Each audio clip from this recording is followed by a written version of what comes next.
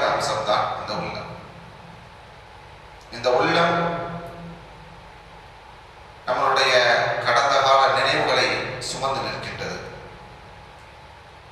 இந்த உள்ளம் நம்மளுடைய உடலை இயக்கக்கூடியதாக இருக்கின்றது. இந்த உள்ளத்தில் தெய்வீக அறையும் இருக்கின்றது, ஷைத்தானுடைய அறையும் இருக்கின்றது. நன்மை மேலோங்கும் போது அமைதி உண்டாகின்றது, தீமை மேலிடும் போது அங்கே அமைதியின்மை ஏற்படுகின்றது. இன்னும் சொல்ல போனால் இந்த உள்ளம் ரகசியங்களுடைய கருவூலங்களாக இருக்கின்றது. ஒவ்வொரு மனிதனுக்கும் ஏராளமான ரகசியம் இருக்கின்றது. அந்த ரகசியத்தை பொக்கிஷமாக இந்த உள்ளம் தாங்கி நிற்கின்றது. மனிதனுக்கு இருக்கக்கூடிய இந்த ரகசியம் அவனை தவிர, அல்லாஹ்வை தவிர வேறு யாருக்கும் தெரியாது. ஏனென்று சொன்னால், பெற்றோருக்கு தெரியாத ரகசியங்கள் பிள்ளைகளுக்கு இருக்கலாம், பிள்ளைகளுக்கு தெரியாத ரகசியங்கள் பெற்றோர்களுக்கு உண்டு. கணவனுக்கு தெரியாத ரகசியங்கள் மனைவிக்கு இருக்கலாம், மனைவிக்கு தெரியாத ரகசியங்கள் கணவனுக்கு இருக்கலாம். நண்பர்களுக்கு இடையே தெரியாத ரகசியங்கள் பல உண்டு, சகோதரர்களுக்கு இடையே தெரியாத ரகசியங்கள் பல உண்டு. இப்படி ரகசியங்களுடைய கருவூலங்களாக இந்த உள்ளங்கள் இருக்கின்றது. இப்பேற்பட்ட ஒட்டுமொத்த உடலையும் இயக்கக்கூடிய ஒரு மிக சக்தி வாய்ந்த இந்த அம்சம்தான் நம்முடைய வாழ்க்கையினுடைய வெற்றியையும் தோல்வியையும் தீர்மானிக்கின்றது. யார் உள்ளத்தை நன்மையின் வழி நடத்தி செல்கின்றார்களோ, யார் இந்த உள்ளத்தை அதன் நீதியின் வழியில் நடத்தி செல்கின்றார்களோ அவர்கள் வெற்றி பெறுகின்றார்கள். அதனை தீமையின் வழியில் செலுத்தியவர்கள் தோல்வியடைந்து விட்டார்கள் என்ற ஒரு அற்புதமான ரத்தின சுருக்கத்தை அல்லாஹ் குர்ஆனிலே சொல்லி காட்டுகின்ற போது, அது அஃப்லஹ மன் ஸக்காஹா, யார் அந்த உள்ளத்தை பரிசுத்தப்படுத்திக் கொண்டார்களோ அவர்கள் வெற்றி பெற்று விட்டார்கள். வகத் ஹாப மன் தஸ்ஸாஹா, யார் அதை தீமைக்குள் செலுத்தி விட்டார்களோ அவர்கள் தோல்வியடைந்து விட்டார்கள் என்பதாக அல்லாஹ் நமக்கு சொல்லி காட்டுகின்றார். ஆக உள்ளத்தை ஒழுங்குபடுத்துவது தொடர்பாக அறிஞர்கள் சொல்லி காட்டக்கூடிய சில வழிமுறைகளை நான் உங்களுக்கு முன்னால் வரிசைப்படுத்த விரும்புகின்றேன். முதலாவதாக, முதல் வழிமுறை என்று நாம் பார்க்கும்போது, உள்ளத்தை பரிசுத்தப்படுத்த வேண்டும், தூய்மைப்படுத்த வேண்டும். நம்முடைய உள்ளம் ஏராளமான பாவங்களை கொண்டு, தீமைகளை கொண்டு சூழப்பட்டுள்ளதால் பல்வேறு அழுக்குகள், கரைகள் அதில் படிந்திருக்கும். முதலாவதாக நம்முடைய உள்ளத்தினுடைய அழுக்குகளை தூய்மைப்படுத்த வேண்டும். ஏனென்று சொன்னால், அது அஃப்லஹ மன் தஸக்கா, யார் உள்ளத்தை தூய்மைப்படுத்தினார்களோ அவர்கள் வெற்றி பெற்று விட்டார்கள். இங்கே ஜக்கா என்று சொல்லக்கூடிய இந்த வார்த்தை இரண்டு பொருளை கொடுக்கின்றது. ஒன்று தூய்மைப்படுத்துதல், இன்னொன்று வளருதல், growth, purification and growth. அப்ப உள்ளத்தை பரிசுத்தப்படுத்தி அதனை வளர்ச்சி அடைய செய்வதுதான் தஸ்கியா. அதைதான் நபிமார்கள் செய்தார்கள் என்பதாக அல்லாஹ் சொல்லி காட்டுவோம். அல்லிமஹு யஸக்கிஹும், யஸக்கிஹும் என்று சொன்னால் அவர்கள் மனிதர்களுக்கு வேதங்களை கற்றுக் கொடுத்து அவர்களை தூய்மைப்படுத்தி அவர்களை நல்ல ஒரு உயர்நிலைக்கு வளர்த்து செல்லக்கூடிய பணியை தான் தஸ்கியா என்று நாம் பார்க்கின்றோம். அந்த அடிப்படையில் முதலாவது நாம் செய்ய வேண்டிய அம்சம் என்னவென்று சொன்னால், நம்முடைய உள்ளத்தில் இருக்கக்கூடிய அழுக்குகளை, பாவ கரைகளை, தீமையினுடைய படிகளை அதை நீக்கி அந்த உள்ளத்தை ஒரு சுத்தமான ஒரு பொருளாக மாற்ற வேண்டும். ஏனென்று சொன்னால், ரசூலுல்லாஹி ஸல்லல்லாஹு அலைஹி வஸல்லம் அவர்கள் உள்ளத்தை கண்ணாடிக்கு உவமையாக கூறுகின்றார்கள். இந்த கண்ணாடியில் படிந்திருக்கக்கூடிய மொத்த கரைகளையும் நீக்கினால்தான் நம்மளுடைய அந்த உள்ளத்துடைய ஒரு சுய வடிவத்தை நம்மால் பார்க்க முடியும். அப்ப அதற்கு இஸ்லாம் நமக்கு கற்றுத்தரக்கூடிய வழிமுறை தான் பாவ மன்னிப்பு. இந்த ரமலானுடைய மாதம் மிக முக்கியமாக பாவங்களை கரித்து பொசுக்கக்கூடிய மாதம் என்பதாக ரசூலுல்லாஹி ஸல்லல்லாஹு அலைஹி வஸல்லம் அவர்கள் சொல்லி காட்டுகின்றார்கள். எந்த அளவுக்கு ரசூலுல்லாஹி ஸல்லல்லாஹு அலைஹி வஸல்லம் அவர்கள் சொன்னார்கள் என்று சொன்னால், ஜிப்ரீல் அலைஹிஸ்ஸலாம் துஆ செய்கின்றார்கள், எவன் ஒருவன் ரமலானுடைய மாதத்தை அடைந்து அவனுடைய பாவங்கள் மன்னிக்கப்படவில்லையோ, எவன் பாவ மன்னிப்பை கோரவில்லையோ அவன் நாசமாகட்டும் என்பதாக ஜிப்ரீல் அலைஹிஸ்ஸலாம் துஆ செய்ய மிம்பர் படியில் இருந்து ரசூலுல்லாஹி ஸல்லல்லாஹு அலைஹி வஸல்லம் அவர்கள் ஆமீன் சொல்லி இருக்கின்றார்கள். நவுது பில்லாஹ், அல்லாஹ் நம்மை காப்பாற்ற வேண்டும். பாவ மன்னிப்பு பெற்றவர்களாக, பாவ மீட்சி பெற்றவர்களாக, எல்லா பாவங்களும் மன்னிக்கப்பட்ட ஒரு தூய ஒரு புதிய அடிமைகளாக நாம் இந்த ரமலானிலே மாற வேண்டும். இன்ஷா அல்லாஹ், அல்லாஹ் அதற்கு நமக்கு தௌஃபீக் செய்வான்.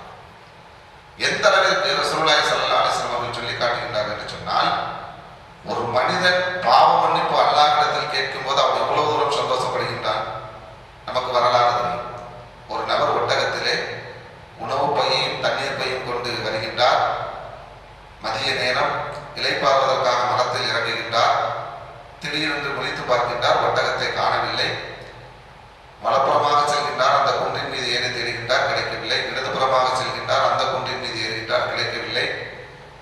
மிகவும் விரக்தி அடைந்த நிலையில் அந்த மரத்தினுடைய நிழலில் அவர் படுத்திருக்கும் போது அந்த ஒட்டகம் தானாக வந்து தன்னுடைய கடிவாளத்தை அந்த மனிதர்கள் கையில் கொடுக்கும் போது அதை பார்த்தவுடன் அவருக்கு எவ்வளவு பெரிய சந்தோஷம் உண்டாகுமோ அதை விட பன்மடங்கு சந்தோஷம் ஒரு அடியான் அல்லாஹ்வை நெருங்கி பாவ மன்னிப்பு கேட்கும் போது அல்லாஹ்வுக்கு உண்டாகும் என்பதை நாம் சரித்திரத்தில் படிக்கின்றோம். இது சரித்திரத்தில் படிப்பதோடு நிப்பாற்றாமல் நாம் அல்லாஹ்வுடைய சன்னிதானத்தில் சஜிதாவில் கிடந்து நம்முடைய ஒவ்வொரு பாவங்களையும் பட்டியலிட்டு நாம் அழுது மன்றாடி பாவ மன்னிப்பு கேட்கும் போது கேட்டு முடித்த பிறகு அந்த ஒட்டகத்தை தவறவிட்டவனுக்கு ஒட்டகம் கிடைத்த போது ஏற்பட்ட ஒரு சந்தோஷம், அந்த சந்தோஷம் நமக்கு உண்டாகும். அல்லாஹ் நம்மை மன்னித்து விட்டான் என்று சொல்லக்கூடிய ஒரு மிகப்பெரிய ஒரு சந்தோஷம், ஒரு உணர்வு பூர்வம் நமக்கு உண்டாக வேண்டும். அதுதான் நமக்கு இப்போது இருக்க வேண்டிய ஒரு படிப்பினை என்பதை நாம் ஞாபகத்தில் வைத்துக் கொள்ள வேண்டும். அல்லாஹ் ரப்பல் ஆலமீன் நீங்கள் எவ்வளவு பெரிய பாவங்களை செய்தாலும் அல்லாஹ்வுடைய ரஹ்மத்தை நோக்கி நீங்கள் ஓடி வரும்போது அந்த பாவங்களை மன்னிப்பதற்கு தயாராக இருக்கின்றார். ஒரு விபச்சாரி ஒரு நாய்க்கு தண்ணீர் கொடுத்ததற்காக சொர்க்கத்தை கொடுத்த சரித்திரம் நமக்கு முன்னால் பாடமாக இருக்கின்றது. 100 கொலையை செய்த மிகப்பெரிய பாவி அவரை மன்னித்து அவருடைய பாவத்தை மன்னித்த ஒரு சரித்திரம் நமக்கு முன்னாடி இருக்கின்றது. ஆக அல்லாஹ் நம்மை அழைக்கக்கூடிய அழைப்பை பாருங்கள். குல் யா இபாதி அல்லதீன அஸ்ரஃபு அலா அன்ஃபுஸிஹிம், தனக்குத்தானே வரம்பு மீறி பாவம் செய்து கொண்ட என்னுடைய அடியார்களே, லா தக்னது மின் ரஹ்மத்தில்லாஹ், நீங்கள் அல்லாஹ்வுடைய ரஹ்மத்திலே அல்லாஹ்வுடைய அந்த ரஹ்மத்திலே நீங்கள் நம்பிக்கை இழக்க வேண்டாம். இன்னல்லாஹ யக்ஃபிரு துனூப ஜமீஆ, அல்லாஹ்வுடைய எல்லா பாவங்களையும் மொத்த பாவத்தையும் மன்னிப்பான். இன்னஹு ஹுவல் கஃபூருர் ரஹீம், அவன் மன்னிக்கக்கூடியவனாக இருக்கான், ரஹீமாக இருக்கின்றான் என்பதாக நமக்கு சொல்லி காட்டுகின்றான். அப்போ கருணையினுடைய வடிவம், அன்பினுடைய வடிவம், நம்மள்கிட்ட பாவ மன்னிப்பை கேட்டால் பாவ மன்னிப்பை வழங்கக்கூடிய அல்லாஹ் ரமலானுடைய வேளையில் கீழ் வானத்தில் நமக்காக காத்திருக்கின்றான். நாம் அவனிடத்தில் அழுது மன்றாடும் போது இன்ஷா அல்லாஹ் நிச்சயமாக அல்லாஹ் நாடி நம்முடைய பாவங்களை மன்னித்து நம்முடைய உள்ளங்களை அல்லாஹ் நமக்கு பரிசுத்தப்படுத்தி தருவான். ஆக முதலாவது நாம் செய்ய வேண்டிய ஒரு செய்தி என்னவென்று சொன்னால், நம்முடைய உள்ளத்தை பாவங்களிலிருந்து நீக்க வேண்டும். அல்லாஹ்விடத்தில் மன்றாடி அந்த கண்ணாடியில் பதிந்திருக்கக்கூடிய எல்லா அழுக்குகளையும் நீக்க வேண்டும். பாவங்களிலிருந்து நம்முடைய உள்ளத்தை முற்றிலுமாக நாம் பரிசுத்தப்படுத்த வேண்டும். இது நாம் செய்ய வேண்டிய முதலாவது ஒரு அம்சம். இரண்டாவது விஷயம் என்னவென்று சொன்னால், நல்ல அமல்களை கொண்டு அந்த உள்ளத்தை அலங்கரிப்பது.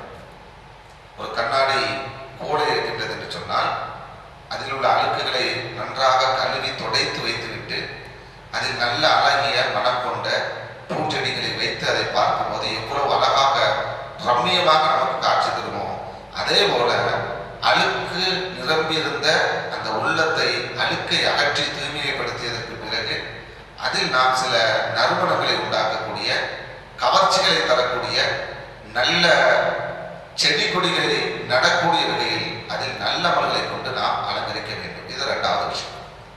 அதில் இரண்டாவது விஷயம்தான் வணக்க வழிபாடுகளை கொண்டு நம்முடைய உள்ளங்களை நாம் உயிர்ப்பிக்க வேண்டும். நமக்கு ரமலானுடைய வேளையில் ஏராளமான வணக்க வழிபாடுகளை நாம் செய்யக்கூடியவர்களாக இருக்கின்றோம். தொழுகை, நோன்பு, சக்காத்து, அதே போன்று சதக்காக்களை கொடுப்பது, சுன்னத்தான தொழுகையை தொழுவது, அதே போன்று துவா, திக்ரு என்று சொல்லக்கூடிய குர்ஆன் திலாவத்து, பலதரப்பட்ட அமல்களை செய்கின்றோம். இங்கே நான் உங்களுக்கு சொல்லிக்கொள்ள விரும்பக்கூடிய ஒரு செய்தி என்னவென்று சொன்னால், நம்மளுடைய இந்த அமல்களில் ஒரு உயர்நிலை உண்டாக வேண்டும். அல்லாஹ் திருமறையில சொல்லி காட்டுவார், தர்க்க முன்ன தொபக்கன் தொபக்கை, ஒரு நிலையிலிருந்து மற்றொரு நிலைக்கு உயர்வது. சாதாரண காலகட்டத்தில் இமாம் ஜமாத்தை பேணி தொழக்கூடியவர்கள் ரமலானிலே சுன்னத்தை பேணி தொழ வேண்டும். சுன்னத்தையும் இமாம் ஜமாத்தையும் பேண தொழக்கூடியவர்கள் இரவு தொழுகைகளுக்கு முக்கியத்துவம் கொடுக்க வேண்டும்.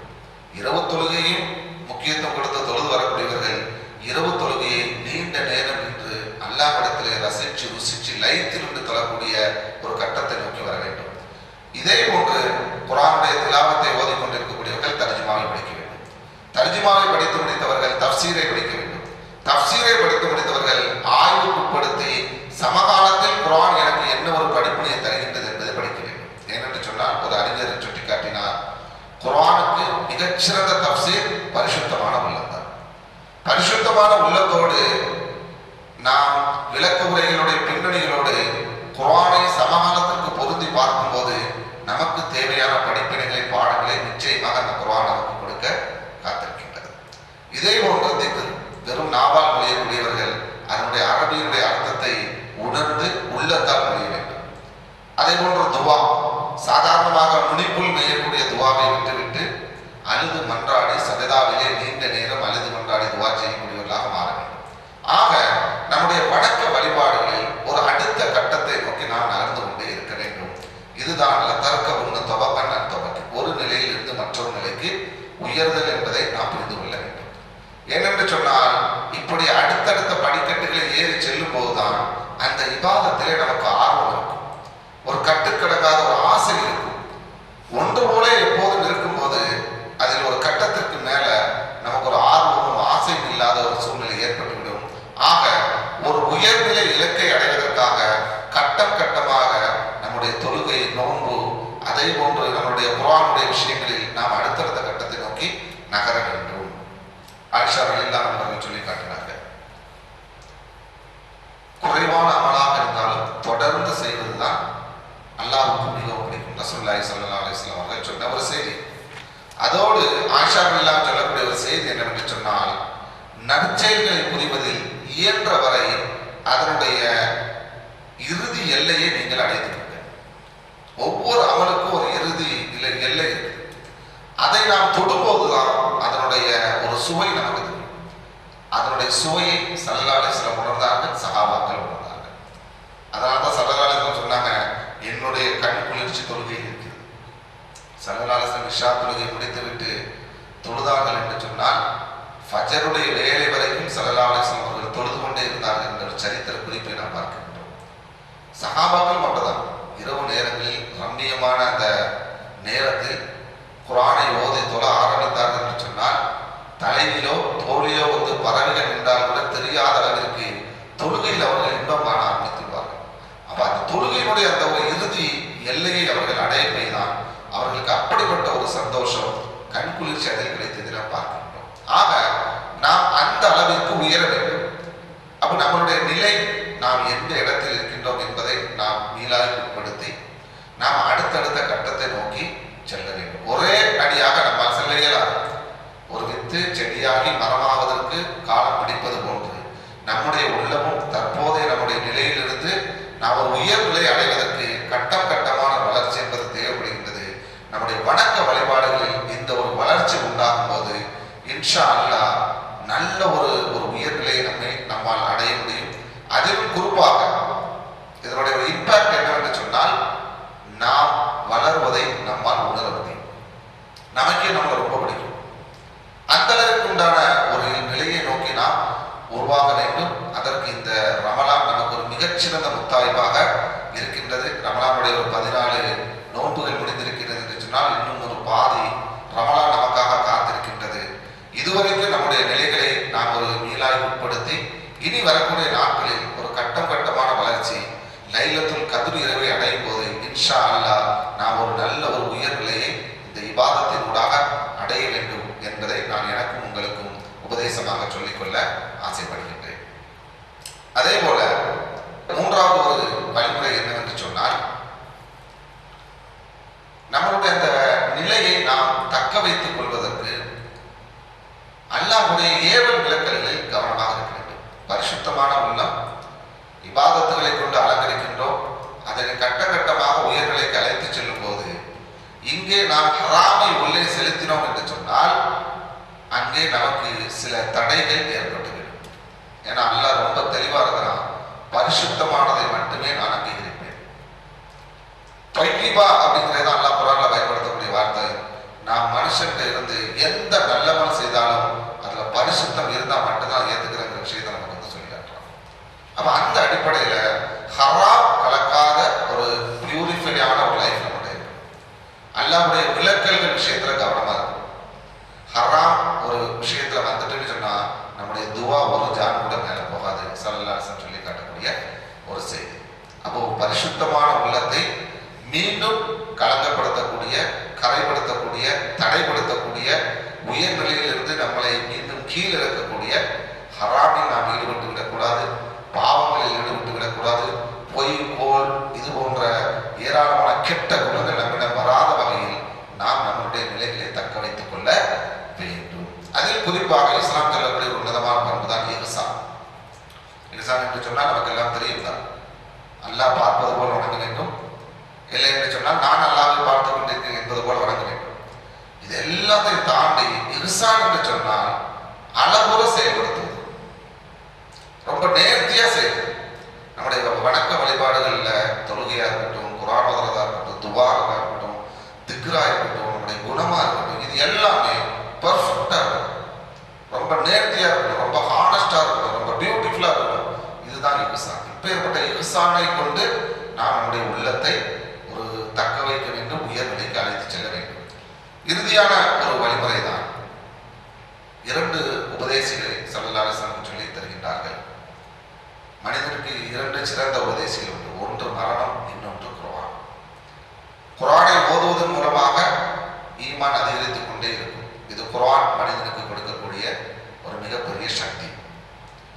அதே போன்று மன்னர்களுக்கு சென்று மறுமை நினைவூட்டுவதன் மூலமாக நாம் நம்முடைய இந்த ஒரு உள்ளத்தினுடைய ஒவ்வொரு நிலைகளையும் தக்க வைத்துக் கொண்டே செல்ல முடியும். கீழே இறங்காமல், கீழே இறங்கினால் அல் ஈமான் யஸீது யன்குஸ் போல சில நேரங்களில் நம்முடைய ஈமான் ஏறி இறங்குவது போன்று இறங்கும் போது உடனடியாக உஷாராகி இந்த ஒரு மறுமை சிந்தனை நமக்கு ஏற்படும் போது நாம் அடுத்த கட்ட நிலையை நோக்கி நகர்ந்து விடுவோம்.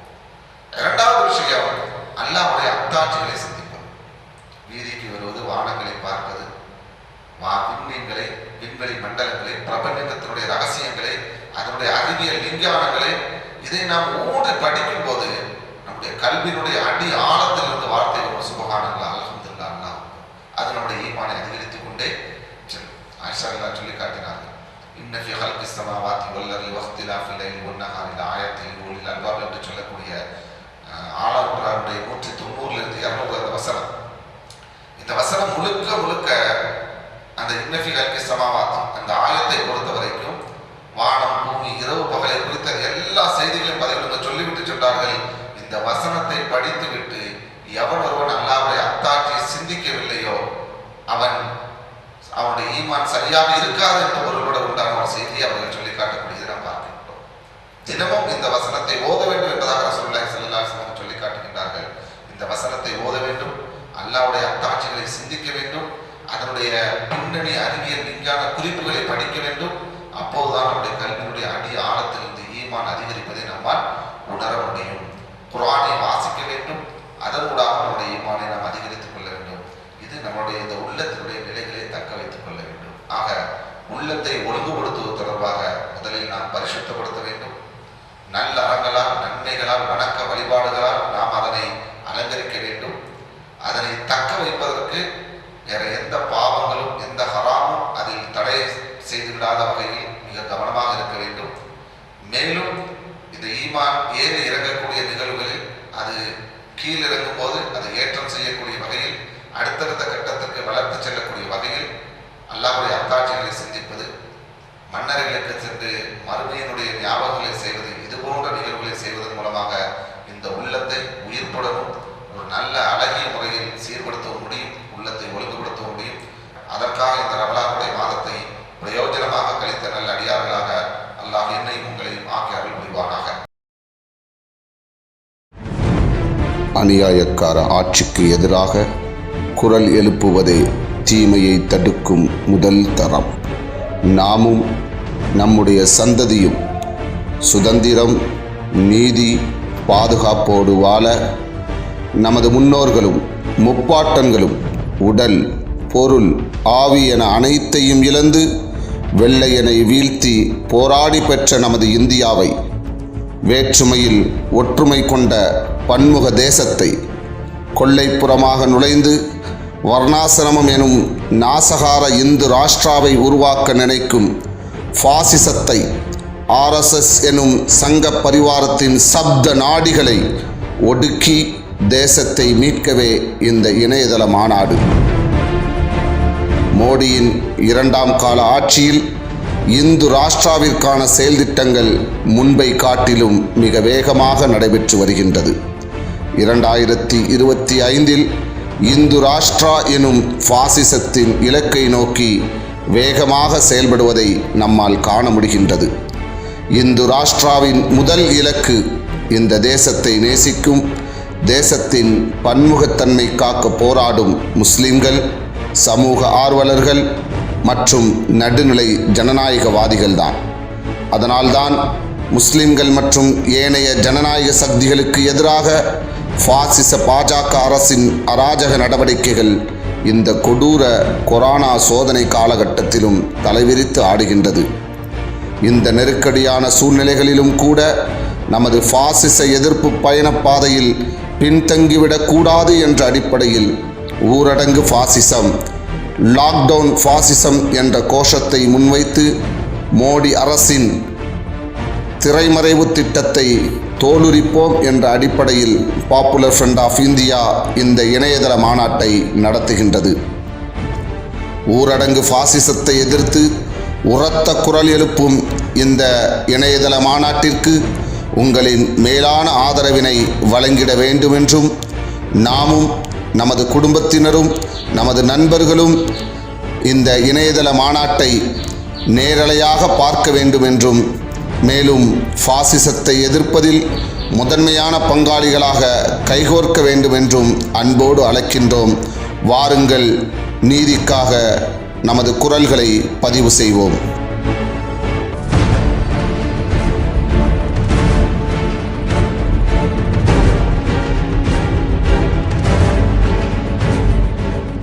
இன்று கொரோனாவுடைய நெருக்கடி சமயத்தில் கூட மத்திய பாசிச பாஜக அரசு CAA எதிர்ப்பு போராளிகளை, சிறுபான்மை முஸ்லிம்களை இன்று வேட்டையாடி கொண்டிருக்கக்கூடிய ஒரு அசாதாரண சூழல் இன்று நாட்டில் நடந்தேறி வருகின்றது. CAA எதிர்ப்பு போராட்டம் எழுச்சியாக நடந்து கொண்டிருக்கக்கூடிய சூழ்நிலையில் இந்த கொரோனா அதற்கு ஒரு தற்காலிக இடைநிறுத்தத்தை ஏற்படுத்தியது. இப்போது மத்திய அரசு இந்த கொரோனாவிற்கு பிறகு இந்த மக்களிடத்தில் மீண்டும் இது போன்ற எழுச்சிகள் வரக்கூடாது என்ற அடிப்படையில் இந்த எழுச்சி போராட்டத்திற்கு முன்னணி வகித்தவர்களை இன்று குறிவைத்து வேட்டையாடி கொண்டிருக்கின்றது. குறிப்பாக ஜாமியா மில்லியாவுடைய மாணவர்களை, ஜவஹர்லால் நேரு யூனிவர்சிட்டியுடைய மாணவர்களை, ஸ்டூடெண்ட் ஆக்டிவிஸ்ட் என்று சொல்லக்கூடிய மாணவ போராளிகளை, அதுபோன்று இதற்காக குரல் கொடுத்த இயக்கங்களை, இப்படி பலதரப்பட்ட மக்களை இன்று சர்வ சாதாரணமாக கொடிய கருப்பு சட்டமான EAPA கீழ் இவர்கள் தொடர்ந்து கைது செய்து வருகின்றார்கள். எந்த அளவுக்கு என்று சொன்னால், ஜாமியா மில்லியாவுடைய ரிசர்ச் ஆய்வு மாணவி சஃபுரா சர்கர் அவர்கள் இந்த EAPA சட்டத்தின் கீழ் கைது செய்யப்பட்டு இன்று சிறையில் அடைக்கப்பட்டிருக்கின்றார்கள். 3 மாத கர்ப்பிணியாக அவர்கள் இருக்கின்றார்கள். அதேபோல் JNUடைய ஜவஹர்லால் நேரு யூனிவர்சிட்டியுடைய ஸ்டூடெண்ட், ராஷ்டிரிய ஜனதா தளத்தினுடைய மாணவர் தலைவர் மீரான் ஹைதர் அவர்கள், ஸ்டூடெண்ட் ஆக்டிவிஸ்ட் உமர் ஹாலித் அவர்கள், இதுபோன்று ஏராளமான மாணவர்கள் ஸ்டூடெண்ட் ஆக்டிவிஸ்ட் இன்னைக்கு கைது செய்யப்பட்டிருக்காங்க. டெல்லியினுடைய பாப்புலர் ஃப்ரண்ட்டுடைய மாநில நிர்வாகிகள் இன்னைக்கு கைது செய்யப்பட்டிருக்காங்க. இந்த EAPA சொல்லக்கூடிய இந்த கொடிய சட்டத்தின் கீழே 2 காரணங்களை இன்னைக்கு டெல்லி அரசு சொல்லுது. ஒன்று, இந்த CAA எதிர்ப்பு போராட்டங்களை இவர்கள் ஒருங்கிணைத்தது. இன்னொன்று, இவர்கள் தான் டெல்லிக்கு காரணம் என்று சொல்லக்கூடிய ஒரு அபாண்டமான பழியை சுமத்தி இன்றைக்கு இவர்கள் வேட்டையாடப்பட்டுக் கொண்டிருக்கின்றார்கள். ஆனால் நாடு அமைதியாக இருக்கின்றது. எந்த விதமான எதிர்ப்பு குரலுமே இல்லை. காங்கிரசிடம் இருந்தோ ஏனைய அரசியல் கட்சிகளிடம் இருந்தோ எந்த எதிர்ப்பும் இல்லாமல் இன்று ஒரு மிகப்பெரிய ஒரு போராளிகள், மக்களுக்காக போராடியவர்கள் இன்று வேட்டையாடப்பட்டுக் கொண்டிருக்கின்றார்கள். இது இன்று தேசத்தில் தினசரி நிகழ்வாக நடந்து கொண்டிருக்கின்றது. இன்று நான் உங்களோடு பேசிக் கொண்டிருக்கக்கூடிய சூழ்நிலையில் கூட எத்தனை முஸ்லிம்கள் கைது செய்யப்படலாம் என்று நமக்கு தெரியவில்லை. கலவரத்திற்கு காரணமான கபில் மிஸ்ரா, பாஜகவுடைய கபில் மிஸ்ரா, அதுபோன்ற அயோக்கியர்கள் யாருமே கைது செய்யப்படவில்லை. கலவரத்தில் கொல்லப்பட்டது முஸ்லிம்கள், கைது செய்யப்படுவது முஸ்லிம்கள். இது வரலாக மாறிவிட்டது முஸ்லிம்களுக்கு. இந்த தேசத்தில் நடந்த எல்லா குண்டுவெடிப்புகளிலும் கொல்லப்பட்டது முஸ்லிம்கள், கைது செய்யப்பட்டது முஸ்லிம்கள். பின்னாடிதான் குண்டுவெடிப்பினுடைய உண்மையான சூத்திரதாரிகள் பாசிஸ்டுகள் என்பது வெளியே வந்தது. இந்த தேசத்தில் நடந்த எல்லா கலவரங்களிலும் இனப்படுகொலையிலும் கொல்லப்பட்டது முஸ்லிம்கள், கைது செய்யப்பட்டது முஸ்லிம்கள். இதுதான் வரலாறாக இருந்தது. டெல்லியுடைய வரலாறிலும் முஸ்லிம்கள் கொல்லப்பட்டார்கள், முஸ்லிம்களே கலவரத்திற்கு காரணம் என்று கைது செய்யப்பட்டிருக்கின்றார்கள்.